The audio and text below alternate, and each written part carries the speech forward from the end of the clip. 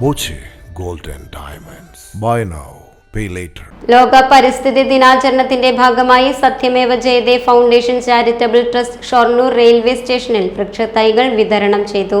Station manager TP Santhosh ഉദ്ഘാടനം ചെയ്തു. ഭാഗമായിട്ടാണ് ലോക പരിസ്ഥിതി ദിനം നമ്മൾ ആചരിക്കാൻ തുടങ്ങിയത്. 1973 മുതൽ 40 വർഷത്തിൽ കൂടുതലായി 150 കൂടുതൽ രാജ്യങ്ങൾ പ്രകൃതിയെ സംരക്ഷിക്കുന്നതാണ് മനുഷ്യകുലത്തിന്റെ നിലനിൽപ്പിനും മറ്റു ജീവജാലങ്ങളുടെ നിലനിൽപ്പിനും ഏറ്റവും ആത്യന്തികമായിട്ടുള്ളത്. കണ്ടുപിടുത്തങ്ങളെക്കാൾ ഉപരിയായി പ്രകൃതി നിലനിൽക്കണം.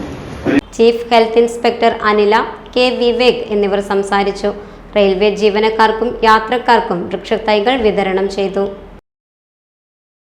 Time kids pre school, Mannannur road, Vaniyamkulam. .View news. കാഴ്ചകളാണ് ലോകം, കണ്ടു തുടങ്ങുക.